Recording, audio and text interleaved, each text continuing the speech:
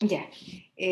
Bueno, buenas tardes. Yo les voy a grabar ahora la clase que ustedes tendrían que tener mañana. Y como les dije yo, tengo que hacerme algunos exámenes, pero miré las clases que les hizo Fernanda. Lo único sí que la última clase no sé por qué no la pude abrir, así que le voy a decir a ella que la revise.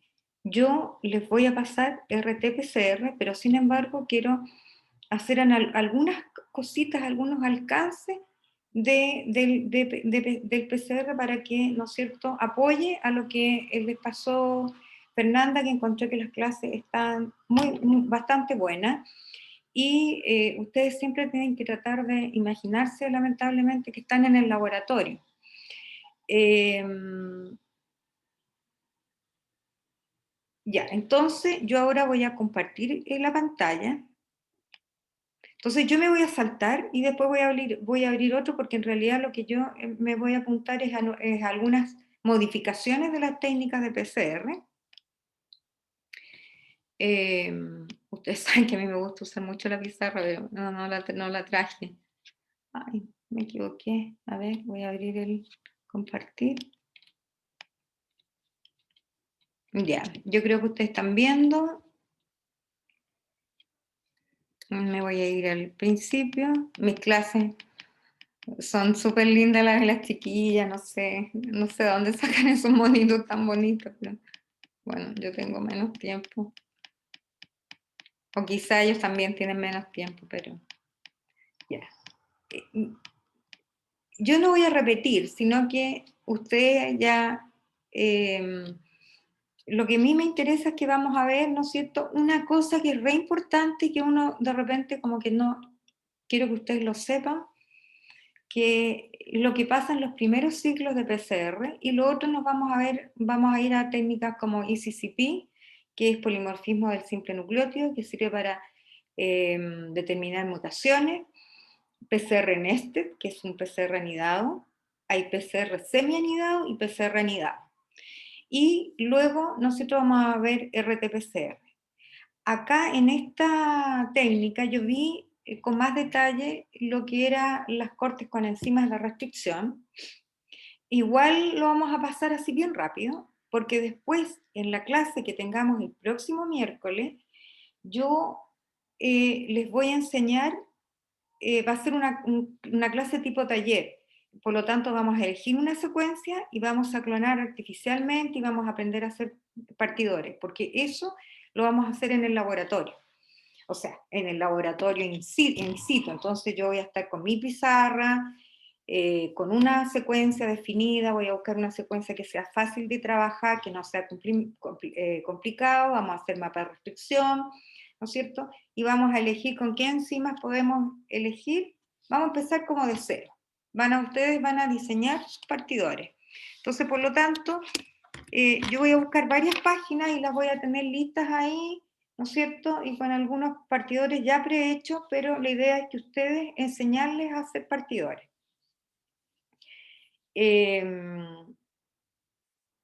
Ya, vamos a empezar. Bueno, ya yo creo que les habló de quién es Cary Mills, ¿no es cierto? En 1983, él fue el que descubrió, ¿no es cierto?, a esta TAC polimerasa. Bueno, ahí salió en un Scientific American, ¿no es cierto?, y le dieron el premio Nobel por este hallazgo, ¿no es cierto?, de esta enzima que podía polimerizar a más temperatura. Y esa es la gracia del PCR, porque antes lo que se hacía es que se iba colocando, ¿no es cierto?, en baño y así se amplificaba. Sí, antes también se amplificaba. Entonces, a veces uno, para saber en el mundo, así como uno sabe, ¿no es cierto?, cuando ocurrió la Primera o la Segunda Guerra Mundial, uno también puede leer desde ustedes, desde su curiosidad, leer cómo se amplificaba antes. Bueno, y, ¿no es cierto?, una revisión general, que es lo que ustedes ya vieron, y por lo tanto hay cosas que yo no voy a repetir. Por lo tanto, yo me las voy a saltar, pero ustedes ya saben qué es lo que uno requiere que requiere un molde que puede ser DNA o RNA. Y RNA, yo lo que tendría que hacer, ¿no es cierto?, es pasarlo a cDNA y luego convertirlo a DNA de nuevo. Por lo tanto, igual uno ahí hace una técnica de PCR. Necesito los dos partidores, o cebadores, o oligonucleótidos, ¿no es cierto?, el forward y el river, que van a ser complementarios, la DNA polimerasa termoestable. Existen distintos tipos de polimerasa. Y va a depender de lo que yo quiera hacer, cuál polimerasa voy a elegir. Los 4 nucleótidos, el tampón apropiado, y uno a veces le agrega aditivos para mejorar la reacción. Por ejemplo, el DMCO se ocupa cuando las secuencias son difíciles de amplificar y tienen secuencias que son muy ricas en guaninas y citosinas. Por lo tanto, permite una mejor apertura de la hebra. Entonces, si es rico en guaninas y citosinas, como por ejemplo que yo estoy amplificando un fragmento de DNA que está hipermetilado, las metilaciones ocurren en dinucleótidos, citosina, guanina. Y por lo tanto ahí, ¿no es cierto?, necesito algo que me permita abrirla, que esté más tiempo. Y por lo tanto, una manera de ayudarse es con el DMCO. También uno a veces puede ayudarse con gelatina, para tener a veces reacciones que son a veces difíciles, porque uno amplifica no solamente de genoma, y los genomas son diversos, y los genomas son distintos en los microorganismos, por lo tanto a veces tiene genomas difíciles de amplificar, pero también tienen que pensar que si estoy amplificando un fragmento, un fragmento pequeño de un genoma inmenso de grande, como por ejemplo el humano, tienen que pensar que toda esa hebra se tiene que abrir por bastante tiempo. Entonces yo a veces necesito hacer partidas en caliente, que lo vamos a conversar. Ya, esto son las sales que uno le agrega. Ahí están los aditivos de MCO, glicerol, gelatina. Siempre tiene que haber un tampón. Y el tampón va a depender de la TAC que yo compre y siempre tiene que tener, puede tener un catión monovalente, que eso siempre está, que es el buffer, y también tiene un catión divalente, que puede ser el magnesio o el manganeso, y que ayuda, ¿no es cierto?, al ataque, porque el ataque es dependiente. Y bueno, ahí están los siglos básicos, ¿no es cierto?, que ustedes ya lo vieron, y lo común, Feña les dijo entre 50 y 55, puede ser incluso entre 50 y 60. Va a depender mucho del diseño del partidor que uno tenga. Pero en realidad consiste en estas 3 etapas, donde una etapa inicial es donde yo denaturo. Y esta etapa inicial depende mucho de lo que yo estoy amplificando. Si es un fragmento de DNA pequeño, yo no necesito tenerlo 4 minutos a 94 grados. Se me va a abrir al tiro. Entonces, eso hay que tenerlo presente. Si es un genoma complejo, genoma humano, yo lo voy a tener que tener mucho rato abierto, y ahí a veces uno hace una partida en caliente. ¿Qué significa? Que voy a usar una TAC polimerasa que además tiene una modificación. Por lo tanto, yo lo voy a poder dejar 7 minutos y a la TAC no le va a pasar nada porque va a estar bloqueada. Porque 7 minutos para que el ATAC, ¿no es cierto?, le puede afectar al ATAC polimerasa. Por lo tanto, si yo lo hiciera con un ATAC común y corriente, y la dejo 7 o 10 minutos de hot start, el ATAC a lo mejor me va a poder amplificar 20 siglos, pues a morir, porque fue mucha temperatura. Entonces, hay que saber que existen TAC que han sido modificadas por alguien, ¿no es cierto?, en el laboratorio, y las han modificado. Bueno, en realidad a mí me gusta como verme porque como que estoy hablando en la nada. Entonces estas están modificadas, pueden estar modificadas químicamente o pueden estar modificadas con un anticuerpo. Y ese anticuerpo va a estar puesto, como que va a estar bloqueando la enzima para que no le pase nada a los 94 grados, aunque yo la tenga 10 minutos. Pero cuando yo lo baje a la temperatura de polimerización, que es la que ocurre a 72 grados o a 68 grados, según la TAC que yo estoy usando, que es cuando elonga, ahí se sale el anticuerpo.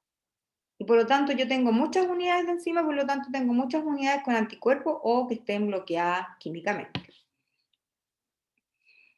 Y ahí aparece una página que ustedes igual pueden complementar, pero como les digo, la clase que les hicieron está bastante buena. Está bastante completa. Ya. ¿Qué es lo que yo quería decirles y que a veces es difícil de entender? O sea, no es difícil de entender, pero ustedes preguntarán, ¿de dónde sacó esto la profesora? Bueno, esto yo lo saqué de un libro, porque el PubMed tiene libro, hay una sección que dice books. Esto es una diapositiva enferma y vieja, pero siempre lo utilizo porque aquí aparece lo que ocurre en el PCR desde el primer siglo hasta el último siglo. Ya, si ustedes tienen un DNA templado, que es este, que puede ser muy largo, un DNA genómico, inmenso, largo, ¿no es cierto? Y ustedes quieren amplificar este fragmento.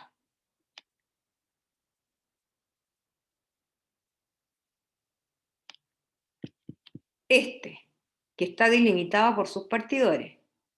En el primer ciclo se va a denaturar la hebra. ¿Para qué? Para permitir que entren los partidores. Luego, de los 94, baja a la temperatura específica de los primers. Vamos a hacer un ejemplo. Vamos a suponer que son 50 grados. Se van a pegar acá. Pero en las primeras amplificaciones, piensen que ustedes tienen no es esta molécula, tienen varias moléculas de DNA en el cual se va a unir el partidor aquí y va a seguir, ¿no es cierto?, como sale aquí, hasta que la DNA polimerasa se canse porque se cae, no tiene tope. Estos son los primeros ciclos. Y acá, hasta que se cae. Esto ocurre en los primeros ciclos. Luego, piensen ustedes que todavía no se han formado fragmentos delimitados por los partidores. Por lo tanto, en las primeras reacciones de PCR, aquí está el número, ¿no es cierto?, que son mucha cantidad que ustedes van a tener. Por lo tanto, esto es prácticamente, esto como que se pierde entre tanta cantidad de DNA que tienen amplificado. Pero las primeras hebras que ustedes tienen en los primeros siglos son de tamaño variable. Ya. Por ejemplo, aquí viene el segundo siglo. Van a tener otro partidor, va a ser variable, no se va a encontrar con nada. Acá ya se encontró con una que tenía un tamaño aquí, entonces de aquí va a llegar hasta acá. Y aquí también, de aquí va a llegar hasta acá. Y estas otras no. Entonces fíjense que va a empezar, ¿por qué? Porque van a empezar a ver fragmentos del tamaño ya delimitado por los partidores. Entonces, al final, ¿qué es lo que tengo? Tengo unas pocas copias, este es el DNA original, tengo dice 30 copias de DNA con finales, término, invariable, porque la tag de repente se suelta, y van a tener por lo menos 10 elevado a las 5 copias del fragmento del DNA que ustedes desean. Este valor puede variar ¿por qué? Varía en el número de siglos, si ustedes le ponen más siglos, pero aunque le pongan más, a veces uno le pone más siglos, pero todo lo demás se va agotando. Pero también depende un poco del DNA, de los partidores que le pusieron, que le agregaron, de los nucleótidos. Si ustedes le ponen poco nucleótido, por eso hay una reacción que es más o menos estándar. Y está hecha para unos 35 siglos, de tal manera, ¿no es cierto?, que todo lo que le pusieron les alcanza. Comúnmente uno de los partidores los coloca un poquitito en exceso. Y ustedes a veces se van a fijar que cuando corran el gel van a ver abajo una banda pequeñita que son los partidores, que no se han hibridado. Ya, y tiene una cinética. Y esta es la fórmula o la ecuación de un PCR que es común y corriente. No es en PCR en tiempo real. En tiempo real existe otra fórmula, ¿por qué? Porque yo lo voy siguiendo en el tiempo y lo puedo ver. Por lo tanto, n, que es el número de copias, perdón, este n es el número de copias en el ciclo n, y este es 2 porque se duplica. N,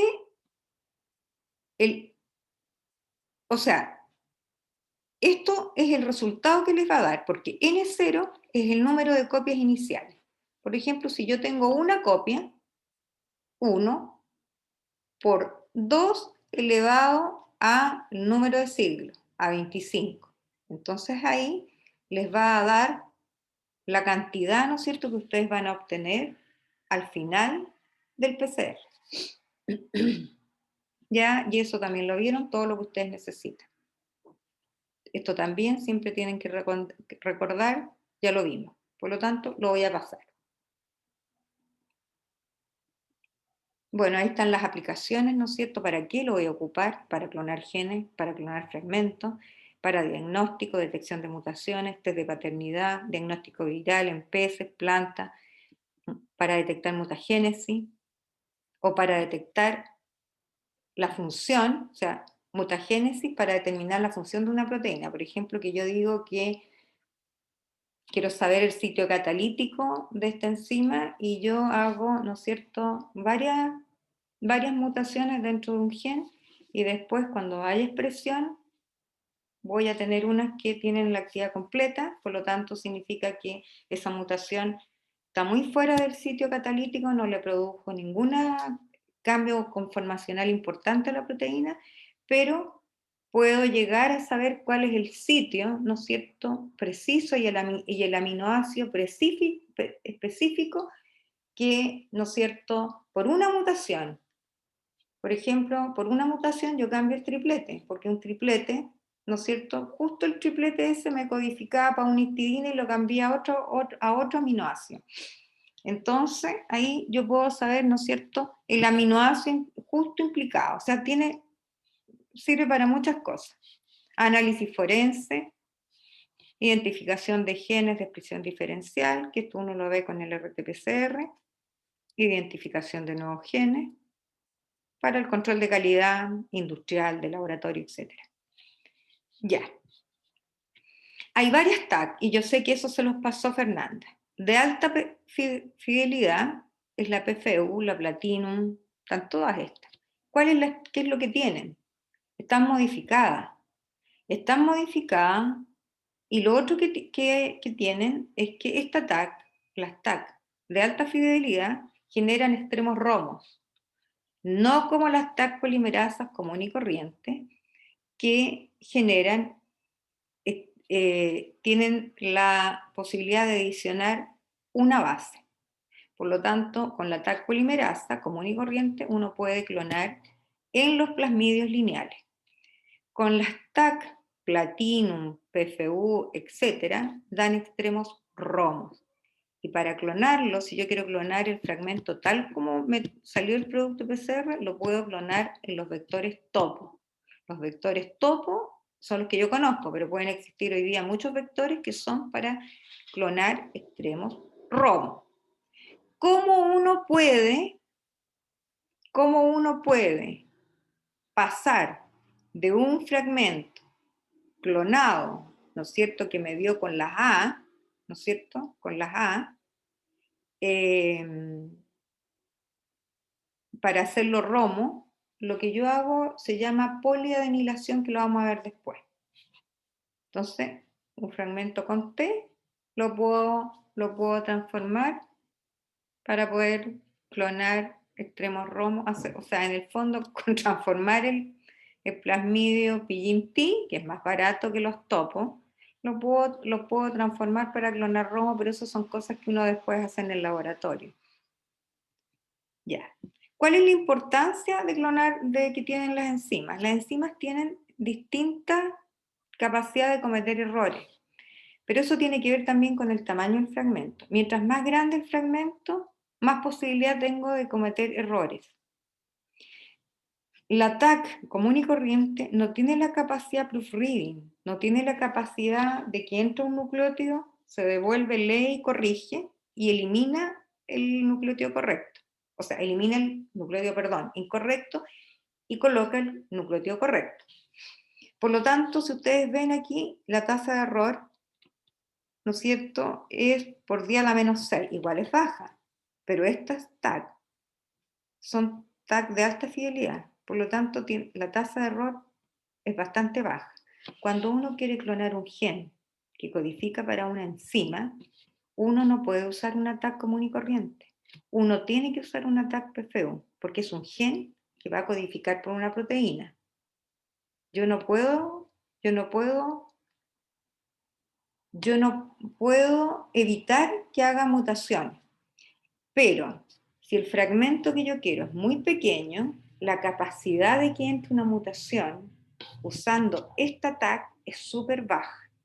Por lo tanto, aquí por eso hay que saber, pues ustedes son bioquímicos, y por eso tengo que saber qué es lo que voy a clonar. Si yo voy a clonar un fragmento de más de 3 kilobases, incluso tampoco puedo usar esta TAC. Tengo que esta TAC combinarla con una elongasa. Por lo tanto, esas son todas modificaciones que uno va haciendo dependiendo de lo que yo quiero clonar. Y un fragmento de 3 kilobases o de más kilobases ustedes no lo van a poder clonar en los vectores de expresión que nosotros vimos. Hay vectores de expresión para clonar fragmentos más grandes.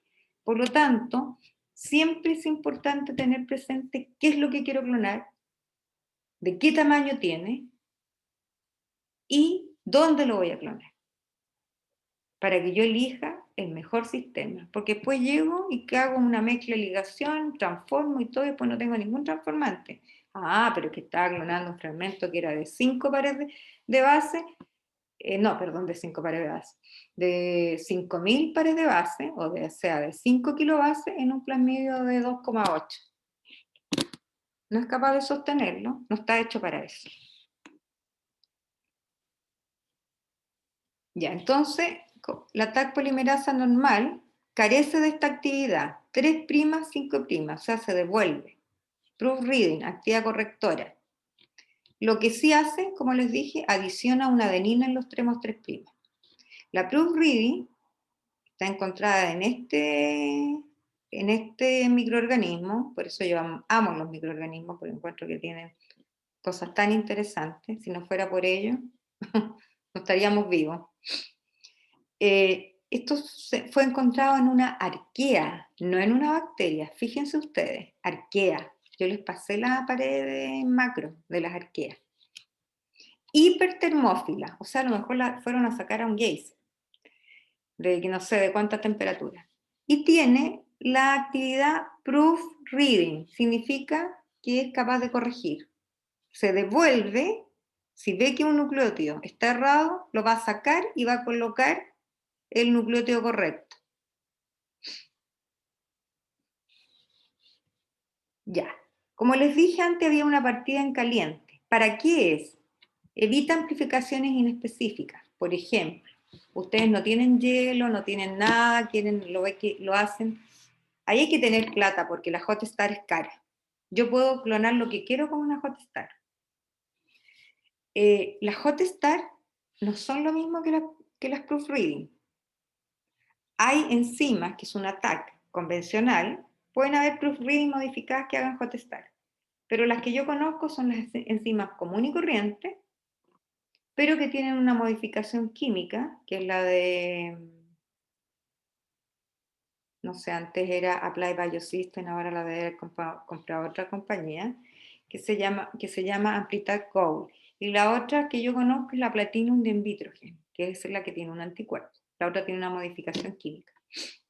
Entonces, yo puedo hacer el PCR encima de la mesa, sin tener que tener todo en hielo. ¿Por qué? Porque está bloqueada.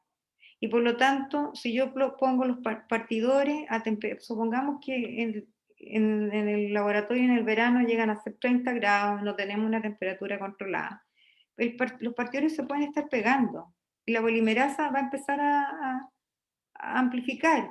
Entonces, esa enzima no va a actuar porque solamente se activa a los 72 grados, entonces no va a haber ninguna amplificación inespecífica.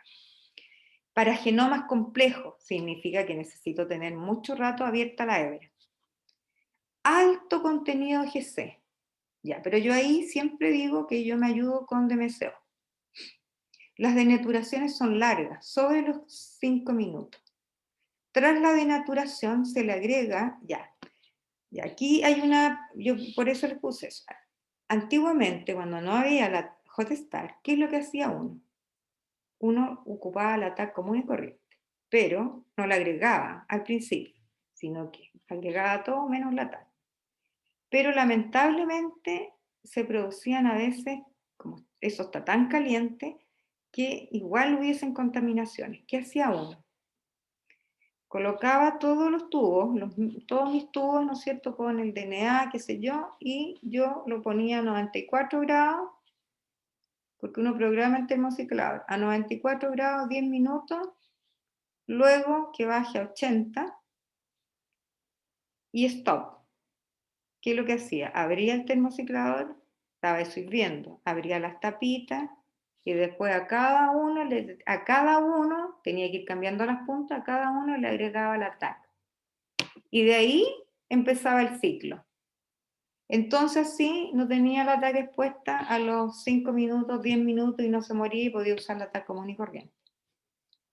Pero eso se acabó desde que descubrieron estas TAC que están modificadas, es una TAC recombinante modificada y permite que no le pase nada a la TAC cuando la tengo más de 7 minutos o más de 5 minutos a 94 grados.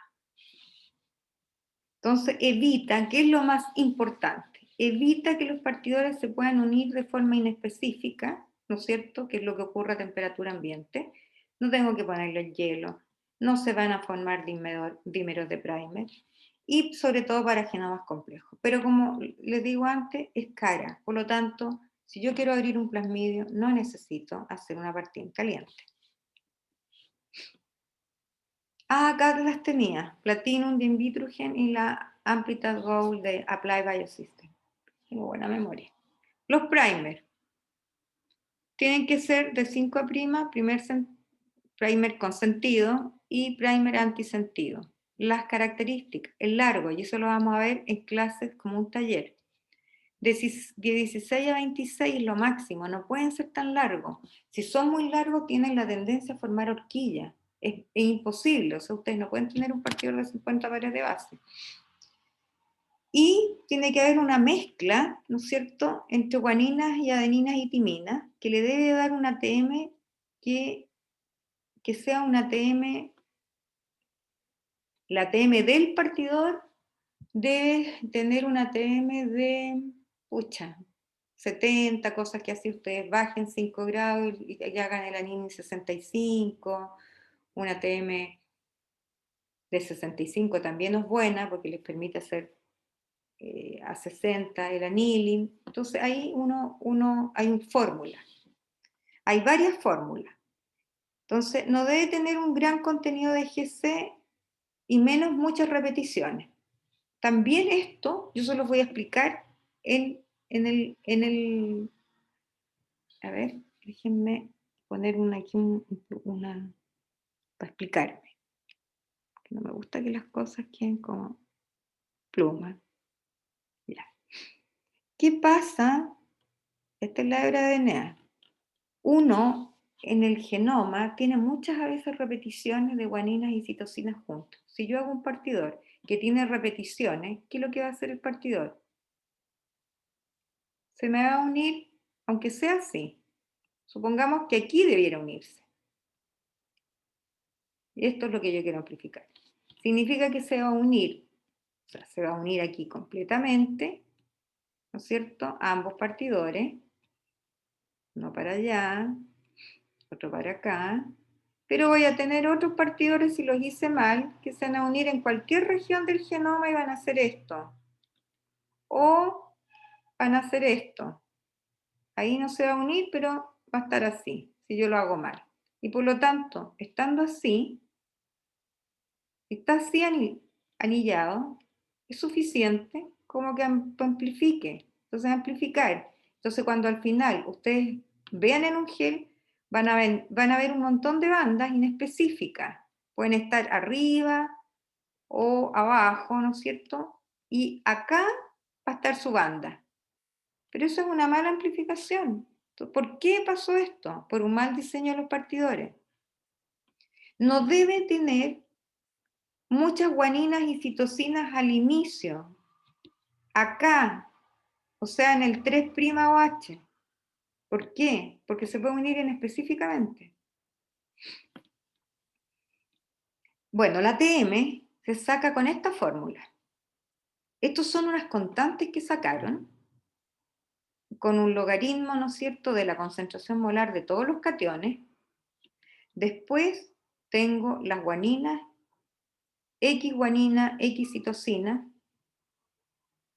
y las voy a multiplicar por este número, menos 500 partido por L, y L, que no me acuerdo lo que era L. Ah, L es la longitud de la cadena, o sea, la longitud de lo que yo voy a amplificar.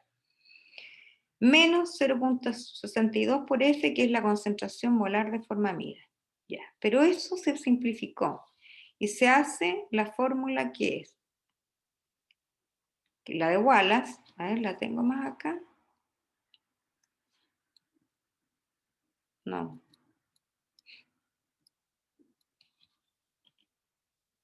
Ah, acá está, pues. Esta es la típica.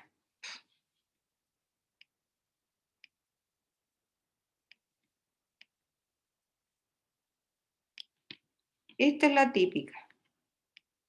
Pero cuando uno compra, los partidores en realidad ya vienen con el TM calculado, y ese TM calculado usan esta fórmula, usan Buffett, porque el partidor viene en algo, no viene así en agua. Por lo tanto, igual las empresas que hacen los partidores para calcular ese TM, pero este TM no dista tanto de tanta diferencia. Ya, esa es la típica, la que uno comúnmente usaba antes, que es 2 por A más T, cuenta todas las adeninas y timinas que están en el partidor, más 4 por GC. ¿Qué es la TM? La TM es la temperatura del partidor. ¿Cuál es la temperatura de annealing? Que es la de anillamiento. Es 5 grados más bajo que la temperatura, que el TM. Entonces, si yo tengo un TM de 60, la temperatura de annealing que yo le voy a colocar para que en el PCR se me anillen los partidores, va a ser de 55, más o menos. Uno puede hacer una gradiente para encontrar la mejor temperatura, porque es un más menos, o sea, un aproximado. Y además, ustedes tienen dos partidores y los dos partidores no tienen la temperatura en la TM exacta. Hay que tener mucha suerte. Diseño de partidores. Esto lo vamos a hacer in silico. Ya, ¿qué características tiene que tener? GC. El contenido GC, o sea, el número de guaninas y citosinas en el primer, como un porcentaje total de las bases del primer, no debe, o sea, debe estar entre 40 y 60%. No deben estar estos GC-clan, que, ¿no es cierto?, dentro, por lo tanto, 5 bases desde el 3'. No deben haber. ¿Por qué? Porque se pueden unir inespecíficamente. Con que se unan ya 3 o 4, piensen, son 3 puentes, no, yo estoy a 5, algo los cabros chicos, 3 puentes de hidrógeno, se va a unir. Y como les dije, va a quedar así.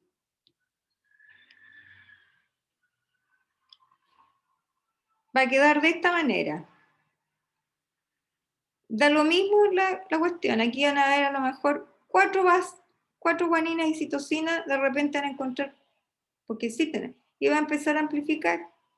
Entonces, ¿qué es lo que va a pasar? Que gran parte de sus partidores se van a ir a amplificar otras cosas que no tienen nada que ver con lo que ustedes quieren amplificar. Por lo tanto, la cantidad de su target o blanco que quisieran cuantificar va a ser menos cantidad. Ahora, si no hay otra, Van a tener que hacer varios partidores y lo que pueden hacer es, porque a veces ocurre que uno imposible tener un buen diseño de partidores porque sencillamente la secuencia que ustedes van a amplificar es muy difícil. ¿Y qué es lo que uno hace? Hace varias amplificaciones, corta y como tienen las otras, lo saca del PC, lo saca del gel. Entonces eso uno lo hace cuando sencillamente ya no tiene otra. Más de 3 guaninas, citocinas, evitarlas también, al menos, es lo que les dije. Al final en los extremos. Ya, por ejemplo, aquí hay malos partidores. Lo otro, no, estos son dos partidores. No pueden, no tienen que hibridar entre ellos, porque ahí es donde van a formar dímeros de primer, porque aquí se van a unir. Este es un partidor, ¿no es cierto? Bueno. Este tiene 100% de similitud con su target. Idealmente de tener 100%, pero a veces no es así, porque yo aquí le puedo modificar una base, le cambio una base y creo un sitio de corte. Entonces va a hacer esto.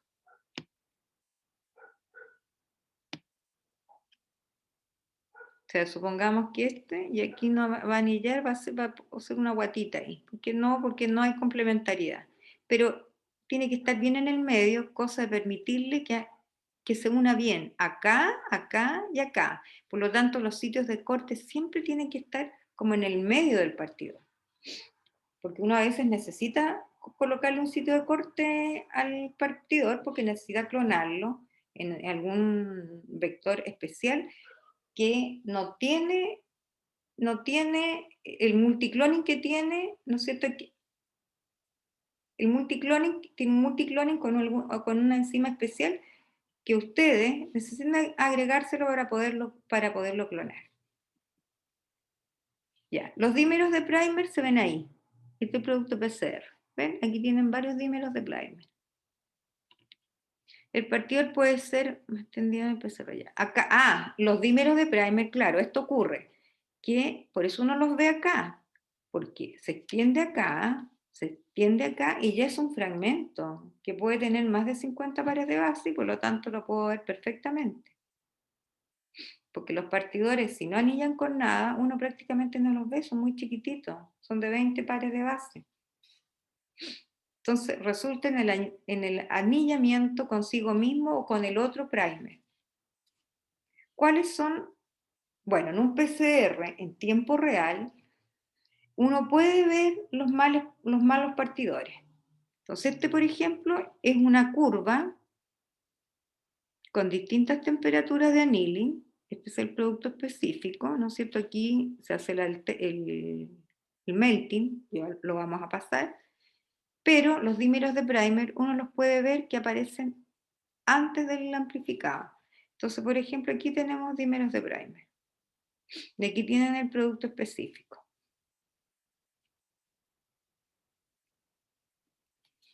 Otros malos primer es que formen un loop, una horquilla, un harpy. Fíjense. Ya, pero por ejemplo, también hay que fijarse en esto. Por ejemplo, que el delta G sea 2,1, este es peor que este. Entonces ahí va a depender mucho si yo, por ejemplo, trabajo todo el rato en frío. Voy a evitar que esto se forme.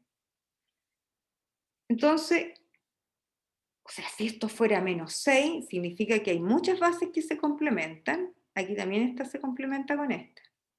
Entonces, voy a tener, ¿no es cierto? Hay que evitar y hay trucos que uno va aprendiendo cuando está haciendo los PCR. Por lo tanto, uno siempre tiene que ver el PCR. Si el PCR lo saca de la literatura, lo puede colocar en uno de estos programas que son para diseñar y les va a dar si forma Harping, si forma dímeros de primer entre los dos partidores. Ya, acá hay dímeros de primer con sí mismo. Está dado vuelta, pero formó dímeros de primer con el mismo primer. Miren qué malo porque es el mismo primer, sí, pues TATC, sí, es el mismo partidor. Y aquí, ¿no es cierto? Por lo tanto es malo. Aquí tenemos otro malo. Entonces hay que, ¿no es cierto? Siempre hay que chequear los partidores. ¿Para qué?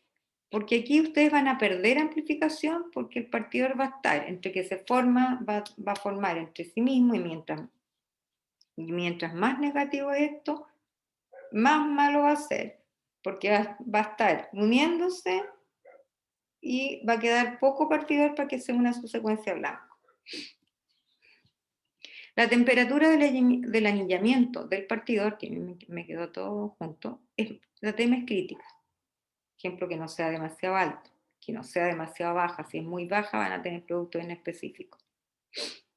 La temperatura de anillamiento, ¿cómo se calcula? 0.3 por la temperatura de los primers, por la temperatura del primer, pueden sacar la temperatura de anillamiento de ambos partidores y uno hace como un promedio. Pero yo uso el más menos el 5, más 0.7 por el TM del producto. O sea, si ustedes saben la secuencia que van a amplificar, tienen que sacar, si son de 1500 pares de base, tienen que sacarle la TM a todo ese producto. Y eso menos 14.9.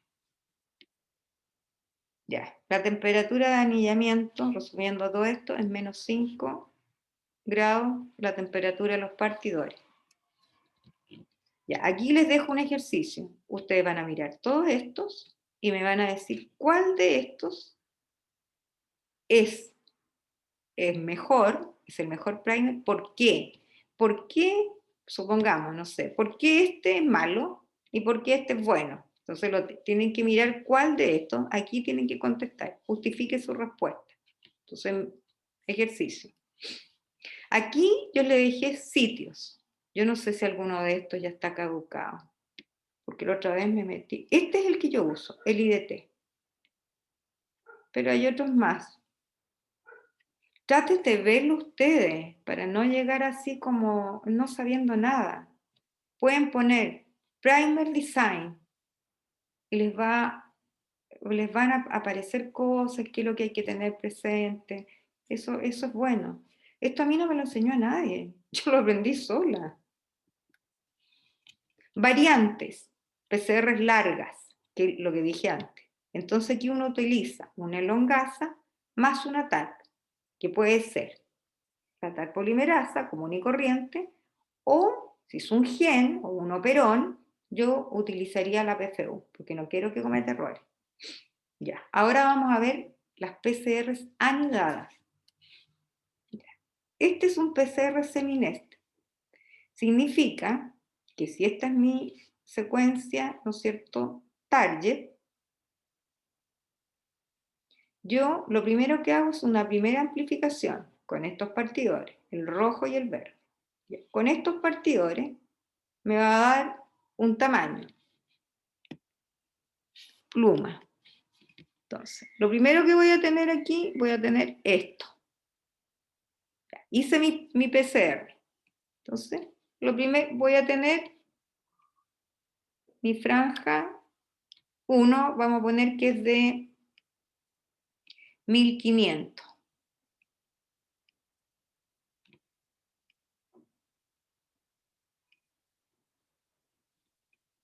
Ya. Tomo esto, un microlitro, según como les dio, o 2 microlitros, y eso es su templado, está viendo siendo el DNA. Entonces aquí ustedes preparan la mezcla de PCR, ¿no es cierto? Con los partidores, con el buffer, todo, bla, con la TAC, todo, hacen su primer PCR.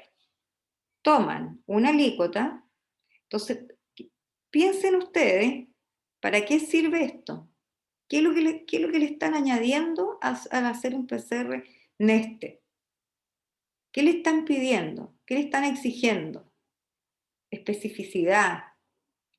Entonces, ¿por qué? Porque ustedes este templado después lo van a hibridar con un partidor que está más adentro. Entonces, acá le están pidiendo más especificidad que se le está dando a este partidor. Por lo tanto, van a pescar ese sobrenadanto y le van a colocar el mismo partidor, ¿no es cierto?, el rojo, y ahora con el verde, o sea, el azul que estaba más adentro. Y van a hacer los 40 ciclos y ahora van a tener una banda, ¿no es cierto?, del tamaño que ustedes quieren. Entonces, eso le da especificidad al PCR. A veces cuando los PCR tienen problemas con los partidores, qué sé yo, esta es una buena alternativa. Hacen 2 PCR. Ya. Este es un tipo de PCR que se llama semi-nested. ¿Por qué semi-anidado? Porque uno es igual. Y los otros, siempre hay uno, estos son externos, y el otro, con el segundo PCR colocan un interno. El anidado son los dos distintos, son los dos más internos. Ya, entonces aquí, por ejemplo, hay un PCR anidado.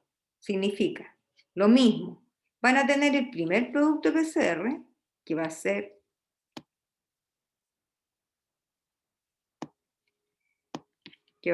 este.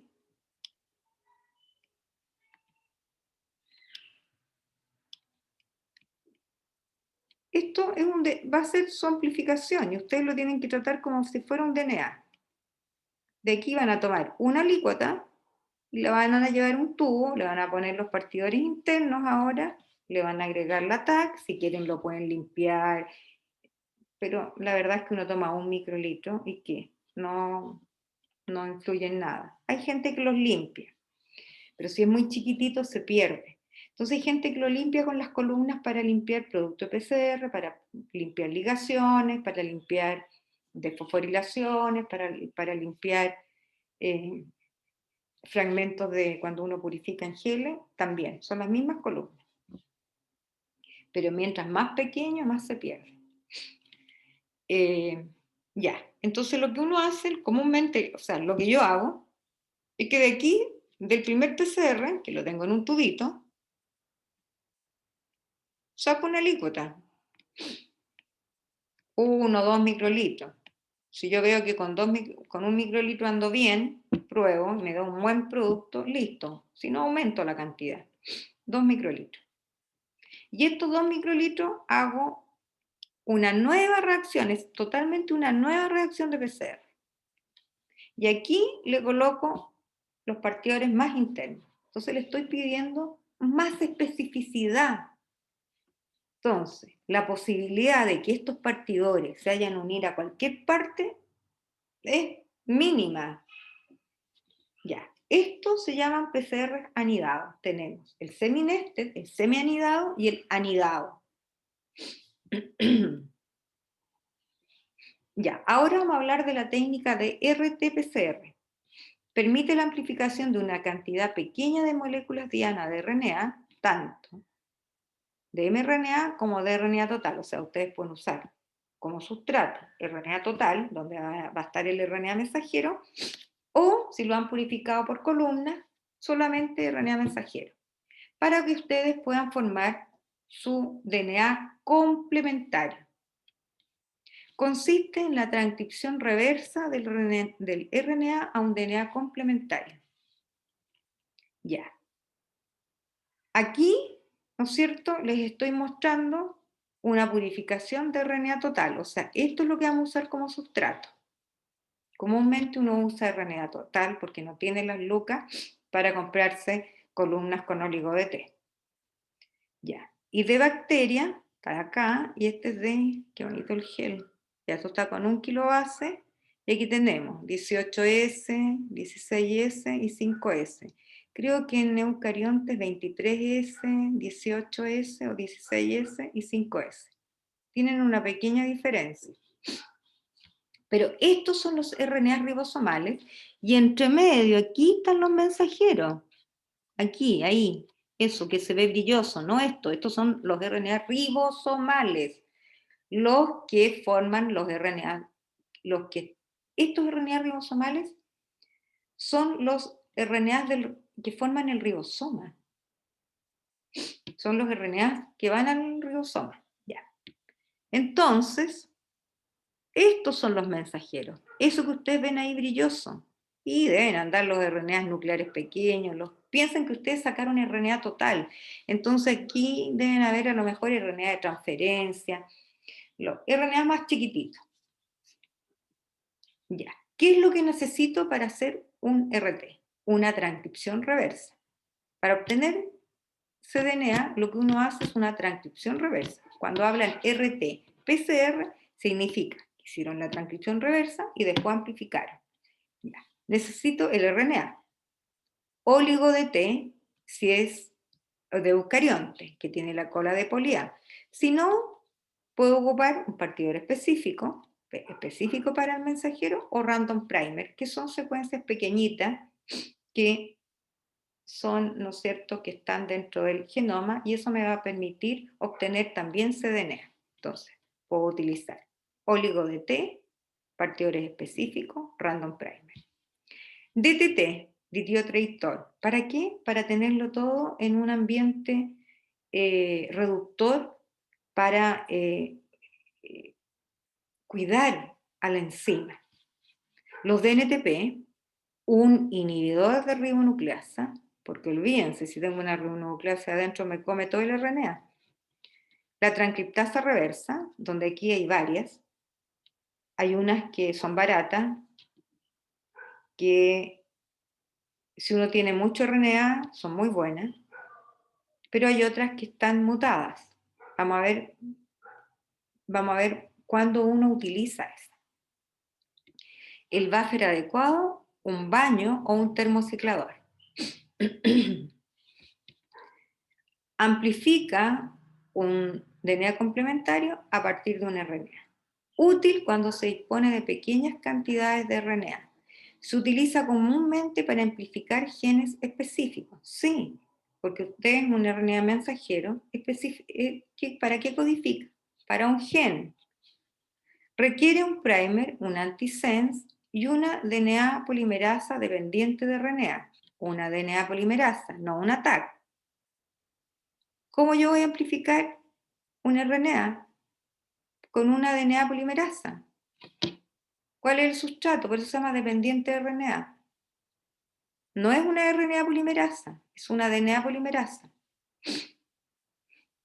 Puede ser utilizada para construir bibliotecas de cDNA, se sintetiza el cDNA a partir del templado, luego se usa un segundo primer para hacer el duplex y para poder obtener el amplificado, que es el DNA completo, se hace en un PCR. Y luego pueden clonar. Ya. Aquí, ¿no es cierto?, tenemos, por ejemplo, distintos exones. Entonces, yo quiero aquí, ¿qué es lo que va a pasar? DNA y RNA. Este DNA va a ser transcrito por una RNA polimerasa.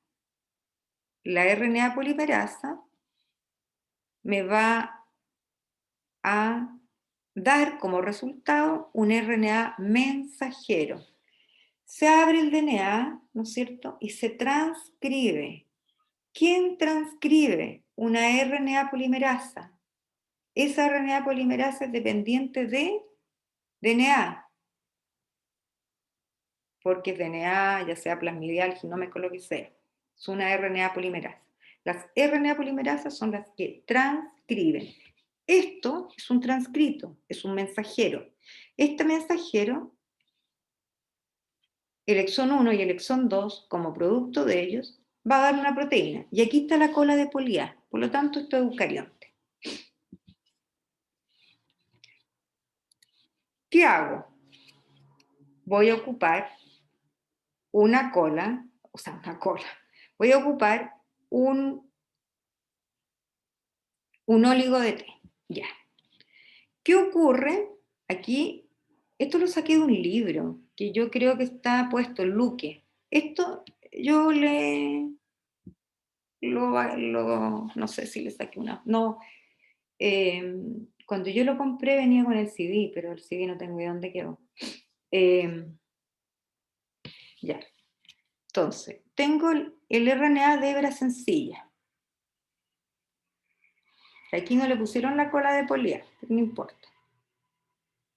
Tengo que agregar la transcriptasa reversa y los DNTP. Entonces aquí, síntesis del cDNA. Entonces, lo primero que ocurre, ¿no es cierto?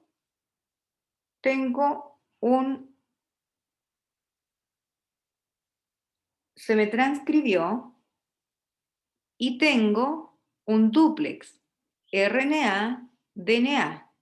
Este es el DNA complementario. Luego viene el primer ciclo. El primer ciclo, ¿no es cierto? Ya le agregué, ya supongamos que le haya agregado un oligo de T. Entonces el oligo de T, ¿no es cierto? Me va a formar esto, pero va a seguir hibridado su RNA mensajero. En la primera etapa de denaturación, eso es para que ustedes no lleguen y agreguen las cosas y no sepan lo que hay adentro del tubo. En el tubo tengo RNA, tengo enzimas, tengo buffer, agrego temperatura. ¿Qué es lo que está ocurriendo? Entonces, para hacer esto hay un protocolo y hay una temperatura. Entonces, esto lo vamos a ver ahora, de paso siguiente. Luego viene la desnaturalización, se abre y este RNA con la temperatura, chao, murió. Y tengo mi primer cDNA. Y aquí yo le agrego ya están agregados los dos oligos. Pero de nuevo, en el primer siglo se va a formar una sola hebra. En el segundo siglo se me van a abrir estas dos y ahí voy a entrar con el otro partidor. Y ahí, ¿no es cierto?, al final, al término del segundo, tercero, cuarto, hasta el 30 siglo, yo voy a tener mi DNA, que partió de un cDNA, ¿cierto? Supongamos que este es mi porte que yo quiero, y un RNA no amplificado que con todas las amplificaciones y los cambios de temperatura, esto ya va a haber muerto. Usando oligo de T para amplificar el RNA eucarionte. Entonces aquí tienen, ¿no es cierto?, el RNA mensajero y el oligo de T. Y acá, ¿no es cierto?, se forma la primera cadena y después yo voy a tener, ¿no es cierto?, mi amplificado, mi doble hebra de DNA. Ya.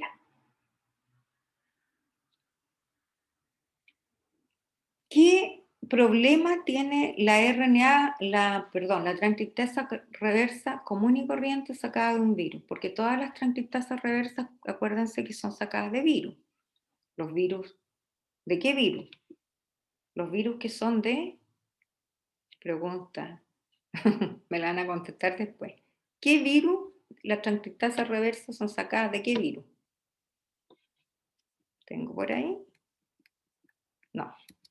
Sí, porque una vez yo lo pasaba y nadie leía nada, entonces al final se trataba de que yo hablara como loro y no había, ustedes me van a buscar las transcriptasas reversas que hay. Ya. Entonces, las transcriptasas reversas común y corriente, porque hay otras que las han, como les digo, las han mutado, tiene varias subunidades. Entonces tiene una subunidad que es la RNase-H. ¿Y qué es lo que hace? Se come el mismo RNA. Entonces, por eso también uno le agrega inhibidores, pero uno evita que esto ocurra. Por lo tanto, si yo tengo mucha cantidad de RNA mensajero, no me importa que esto pase. Ya. Pero ¿qué ocurre? Existen otras que tienen mutada esa RNase-H y por lo tanto son más caras, no hacen esto. Ya. Y eso es muy útil cuando uno tiene poquito RNA mensajero. Entonces, yo no quiero que me coma el sustrato. Entonces, ¿no es cierto?, tengo que evitar esto. Y ahí uso una mutante. Y aquí se muestra, ¿no es cierto?, un blanco se estaba amplificando reprimo, un gen, o una parte del gen, porque no me acuerdo, pero acá, ¿no es cierto?, tengo un gen constitutivo para saber que el RNA está bueno, antes de hacer una vez que uno purifica el RNA, ¿no es cierto? Uno purifica el RNA mensajero y hace cDNA, y si utiliza Random Primer o utiliza Oligo DT, tiene muchos cDNA para muchos genes. Dentro de ellos está el gen de interés y el gen, otro gen cualquiera. Entonces, antes de hacer esto y de gastar RNA, lo primero que tengo que yo hacer es ver la integridad. La calidad o la pureza yo la mido midiendo la absorbancia, pero la absorbancia no me va a decir si está degradado o no. Entonces siempre yo tengo que amplificar un gen constitutivo para saber si la muestra que yo tengo, ese mensajero, es amplificable o no.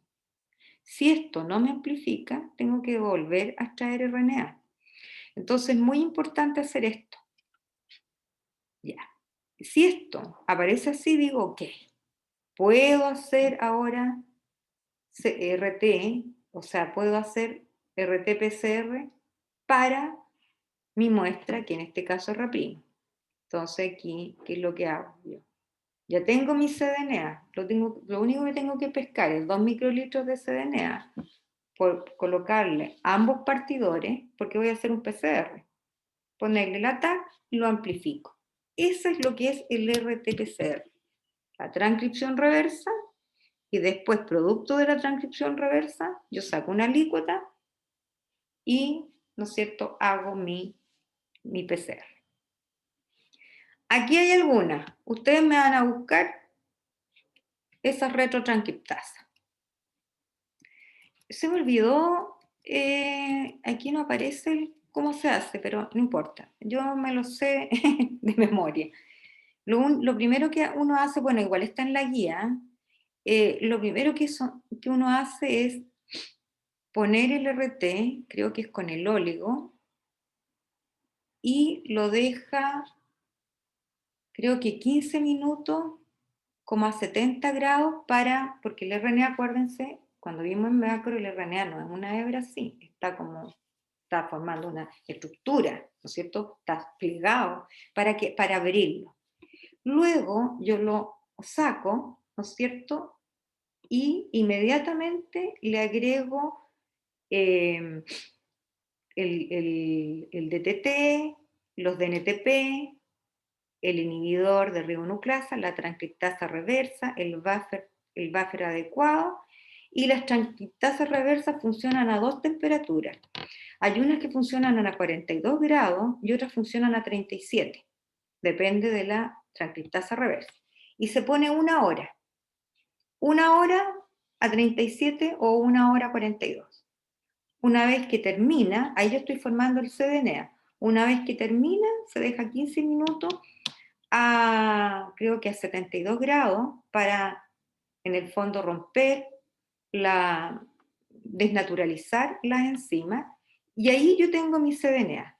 De ahí, de ese cDNA, si quiero lo limpio, pero nada, no es necesario. De ese cDNA saco una alícuota, 2 microlitros, y procedo a hacer el PCR. Por lo tanto, ese cDNA, que como ya les dije es un híbrido, ese cDNA es mi sustrato para hacer mi PCR. Y ahí el PCR se hace tal cual ya lo aprendimos.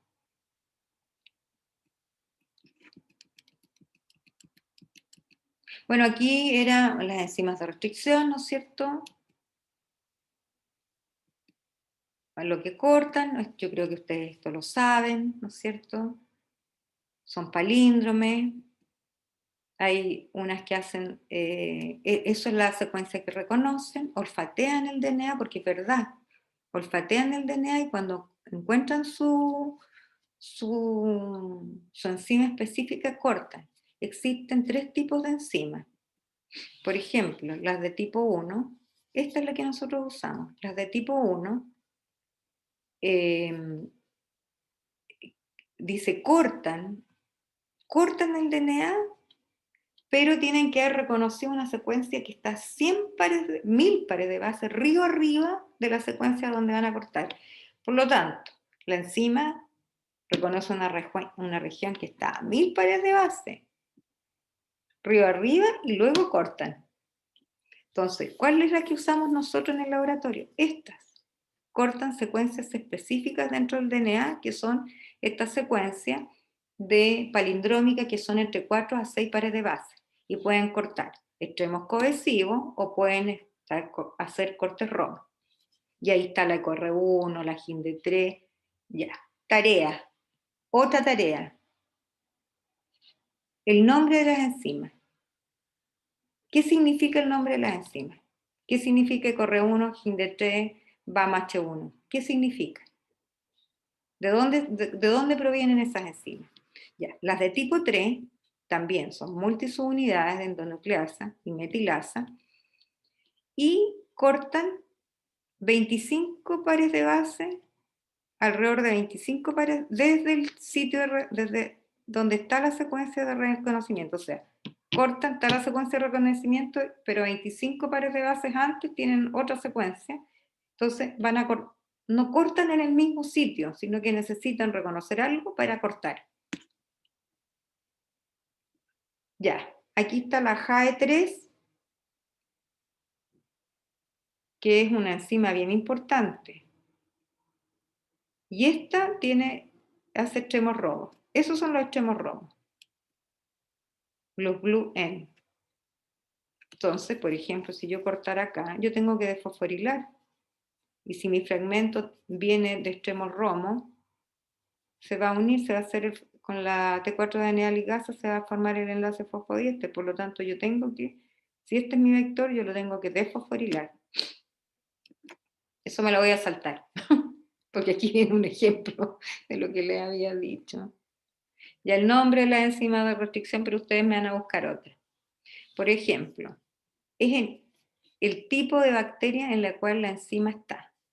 El orden en el cual la enzima de restricción fue identificada y aislada. Por lo tanto, la ECOR1 es la primera enzima que se aisló.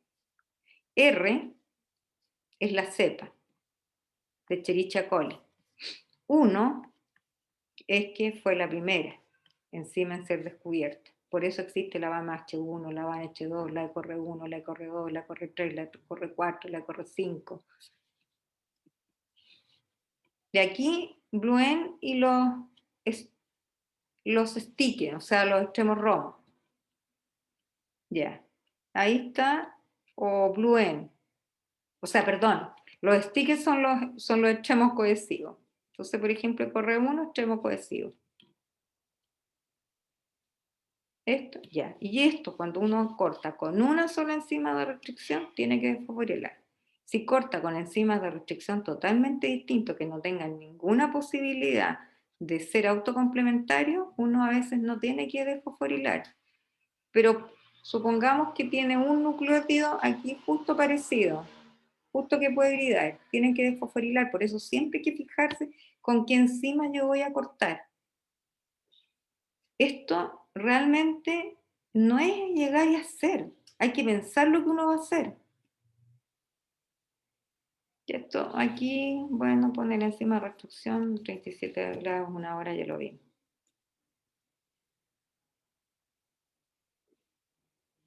Y aquí desfosforilaron. Sacaron los... Ah, no, a ver. No alcanzo a ver acá. Me parece que no, porque son extremos distintos. No, son iguales. Ah, pero aquí no sé. Debe ser un ejemplo nomás. Pero ahí está la DNA legasa, ¿no es cierto?, que requiere ATP, que es lo que viene en el buffer. Aquí hay otros ejemplos. Y aquí esto, ustedes lo leen. Ustedes lo leen acá, aparecen cosas que son importantes, igual las chiquillas ya se lo pasaron. Y aquí es como uno hace un gel. Entonces, ¿dónde están los fragmentos más grandes, los fragmentos más chicos, dependiendo del porcentaje de agarosa? ¿Cómo va, no es cierto? Aquí está el gel, uno carga, Siempre cuando carga, uno tiene que, eso es con la experiencia, uno prácticamente no introduce la punta en el bolsillo, lo hace casi en el aire. Yo lo hago en el aire y cae por gravedad. ¿Por qué? Porque el buffer de carga tiene sacarosa o glicerol. Lo mismo que los geles de proteína. Si yo agrego la proteína sola sin buffer de carga, no va a entrar en el pocillo. Entonces esto es para que ingrese en el pocillo. Y el colorante es para que yo lo vea como corre a través del gel. Y luego uno lo ve por UV, ¿no es cierto? Aquí lo tiñe con bromuro de tidio, un intercalante, ¿no es cierto? Para que lo pueda ver, porque si no, no voy a ver nada y lo tiene que ver en un transiluminador. Pero para eso yo tengo que usar una protector de metacrilato para, ¿no es cierto?, no dañarme los ojos. Y tengo que usar guantes para cualquier intercalador. Hay gente que dice, ay no, si tiene baja tasa de mutación, el bromuro de tidio también tiene baja tasa de mutación. Es un intercalante del DNA, hay que ponerse guantes. Yo muchas veces no sé guante, tengo que decir la verdad. Pero ya a esta edad, de repente llega y está tan apurado, quiere correr el giro, sacarle la foto. No, guante, guante, guante. Y los guantes son de ahí. Por eso siempre hay que usar una mano con guante, la otra mano no. ¿Por qué? Y si no, todo lo que está donde se corren los geles, ustedes no pueden tocar nada sin las manos porque está todo con bromuro, está todo con intercalante. A menos que, ¿no es cierto?, ustedes tengan el hábito de que tienen que limpiar después para sacar el bromuro de tidio. Pero si no, todo lo que se usa en el laboratorio donde están haciendo geles, todo lo tienen que tocar con guantes. Porque yo no sé cómo trabajo el otro. Entonces, cuando yo estuve en Alemania, me enseñaron solamente a usar una mano. Entonces, con la otra mano, yo tocaba las perillas y todo. Y con una mano, o por ejemplo, si alguien llamaba al teléfono, no va a estar con la mano con bromuro de tidio, no va a estar con la mano con bromuro de tidio, ¿no es cierto?, abriendo la puerta de la pieza donde estoy encerrada, corriendo el gel. Entonces, era una mano con guante y la otra mano yo me sacaba el guante y con esa abría las puertas o tocaba el teléfono. No lo iba a tocar, ¿no es cierto?, si no dejó todo contaminado con bromuro de tidio. Entonces, los alemanes, la verdad es que son súper ordenados para trabajar. Eso nos falta un poco, ¿eh? Los españoles también. No son tan al lote como nosotros. Solo decimos, no, si no pasa nada. Hagámoslo así nomás. No. Ya, vamos a ver una técnica que todavía se sigue usando, que es polimorfismo de un solo nucleótido o CNP. Son la forma más sencilla y más común de polimorfismo genético, o sea, esto existe, ya que consiste en el cambio de un solo nucleótido en el contexto de una secuencia genética, o sea, hay un cambio de un nucleótido. Se considera que ellos determinan la mayor variabilidad genética, o sea, nosotros somos altamente polimórficos, pero también los polimorfismos tienen que ver muchas veces con cómo yo, y no a veces no es considerado una mutación, por ejemplo, cómo yo respondo a una droga, porque a lo mejor en el gen que tiene que ver con la droga, en mi persona, tiene un polimorfismo, tiene un cambio. Entonces, se considera que ellos determinan la mayor variabilidad genética entre los individuos, causando muchas de las diferencias fenotípicas observadas en ellos. Y esto no solamente en los genomas eucariontes, sino que es en todos los genomas. Los CNP constituyen el 90% de todas las variaciones genómicas humanas. Frecuencia. Hay grandes variaciones según la especie, cromosoma y regiones dentro de ella. Y esto es de un CNP cada 500 a 1000 nucleótidos, o quizás menos, de solo uno cada 100 o 300 pares de base. 2/3 de los CNP corresponden a la sustitución de una citosina por una timina. Estas variaciones en la secuencia de ADN pueden afectar la respuesta de los individuos a enfermedades, bacterias, virus, productos químicos y fármacos.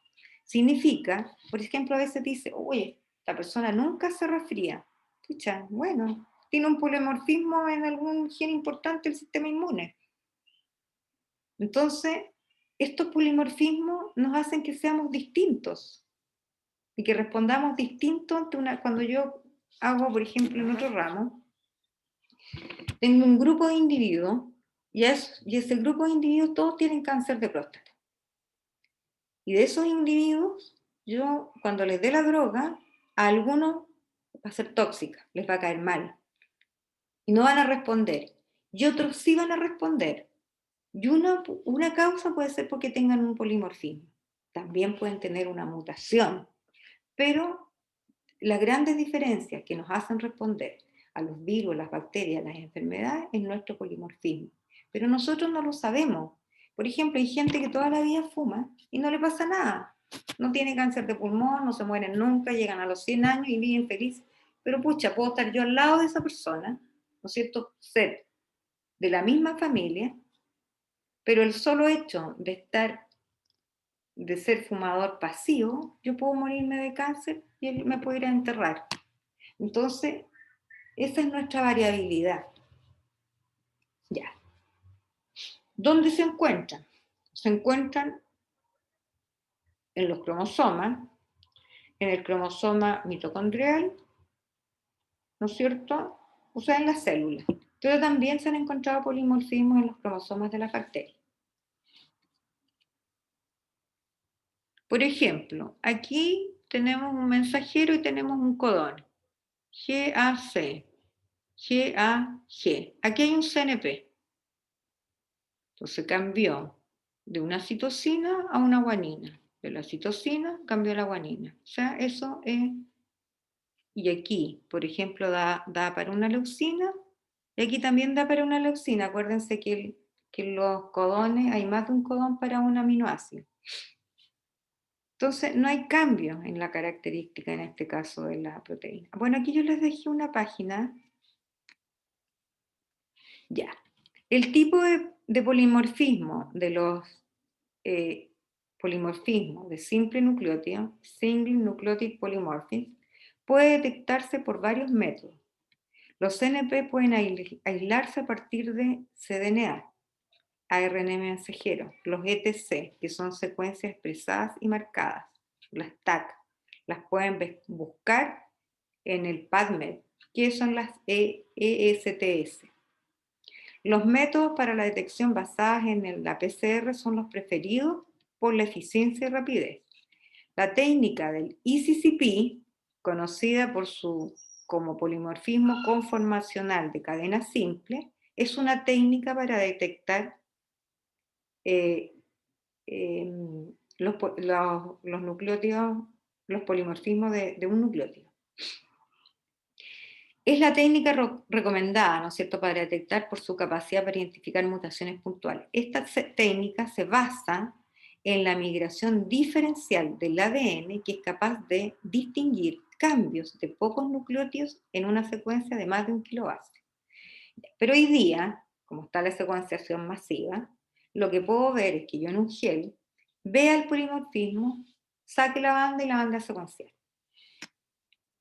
Pero también se puede hacer usando como secuencias como ya que uno sabe dónde va a migrar cuando tiene un polimorfismo o no. Bueno, esto fue descrito en el año 1981. Entonces, en ese tiempo se hacía así. Es una técnica de separación electroforética de ácidos nucleicos de simple hebra. Se basa en la diferencia de la estructura que toma el DNA de simple hebra al tener una mutación. Y por lo tanto, un solo nucleótido hace que la movilidad electroforética sea distinta. Entonces aquí estamos haciendo dos cosas. Estamos haciendo electroforesis y estamos detectando un polimorfismo, y ese polimorfismo, ¿de dónde puede venir? Yo puedo realizar fragmentación del DNA, fragmentos pequeños, de 100 a 300 pares de base, por digestión enzimática, que uno comúnmente usa una enzima que es de corte múltiple, como la JAE, y con otra enzima de cortes menos frecuentes, y obtiene muchos fragmentos de DNA. Antes se hacía así para encontrar, ¿no es cierto? Y uno hacía múltiples genes hasta encontrar el polimorfismo en alguno de esos fragmentos. Si uno sabe, por ejemplo, yo sé que todo que, por ejemplo, en el exón, porque la decaderina tiene como 14 exones, supongamos que en el exón 1 y en el exón 3 son altamente polimórficos, ¿yo qué es lo que hago? Amplifico por producto de PCR esos exones, esas regiones. Pueden ser exones o pueden ser un fragmento cualquiera del DNA. Entonces, ¿qué es lo que hago? Lo primero que tengo el wild type. Y tengo, me voy a poner ahí. Y tengo el que se supone que tiene un polimorfismo, los denaturo. Inmediatamente una vez denaturado, yo lo pongo en hielo. Se puede calentar o se puede usar una solución. Entonces, lo importante es que se abran las cadenas. Entonces, aquí está cada una hebra su hebra complementaria. Entonces, si el polimorfismo está en una de las hebras, fíjense aquí, este es el mutante, lo denaturé y luego, una vez que lo denaturo, lo pongo en frío. Y va a volver, y va a tomar según su secuencia, va a formar una estructura secundaria. Entonces aquí, por ejemplo, el wild type formó estas dos estructuras. Así es el wild type. Y el que tenía el polimorfismo en un nucleótido tomó estas estructuras. Entonces, genera un cambio. Entonces, la estructura del conformero o la estructura conformacional de una secuencia de DNA depende de un fragmento, depende de la secuencia. Significa que aquí hay un cambio de una base, porque si no serían iguales. Por lo tanto, no son iguales. Significa que hay un polimorfismo. Ya, aquí, ¿no es cierto? Como yo les decía, pucha, pero yo quiero que lo vean en un gel. Ya. Por ejemplo, acá tenemos A, G, G, A, G, G, G, G, G. Ya. Estos son iguales, no hay ningún cambio. Aquí hubo un polimorfismo. Aquí. Aquí, los dos cambiaron. O sea, aquí hasta dio ahí. Tenía una cosita más, yo tenía un monito mucho más. Ya, pero no importa. Acá, ¿no es cierto?, tienen el gen de referencia. Entonces, como les digo ahora, uno, ¿qué es lo que hace? Saca del gel la hebra, que encontró que hubo un polimorfismo, supongamos esta. Y, ¿qué es lo que hago? Lo mando a secuenciar para saber dónde está. Entonces, acá, aquí está el polimorfismo. El C es en negro. Estos son en verde. Esto es en azul. Y aquí, la muestra 1 me dio eso. Y R es cuando es como puede ser, tienen un código, que puede ser una timina, una citosina. Ya. Entonces la muestra dio una cosita aquí. Dio una cosita roja y dio otra lectura. Ya. Entonces, por lo tanto, aquí está el polimorfismo. Entonces yo ya sé que el cambio fue de una guanina a una adenina. Y eso lo puedo ver secuenciando. Pero si yo conozco esta secuencia y conozco dónde migra en un gel de movilidad y sé dónde migra cuando cambia por una A o por otra, yo solamente al ver la movilidad en el gel voy a saber cuál es el polimorfismo que tiene. Entonces no hay necesidad de que falle secuencia. Eso se hace cuando los genes sean conocido. Les voy a agregar una foto mejor de polimorfismo. Ya. ¿Qué vamos a, aparte de que les agregue la foto, qué vamos a pasar la próxima clase? La próxima clase, que es el martes, vamos a ver el uso de también la técnica de PCR, pero para evaluar especies. Entonces ahí vamos a hablar de los DNA ribosomamales. Entonces vamos a ver cómo, secuenciando los DNA ribosomales, los 16S, y les voy a explicar lo que son las secuencias, porque los DNA ribosomales permiten ver especies, hacer árboles filogenéticos y permite evaluar si es una bacteria, si es un hongo, si es una arquea. Entonces tiene muchas aplicaciones. Ya, entonces nos vemos el martes.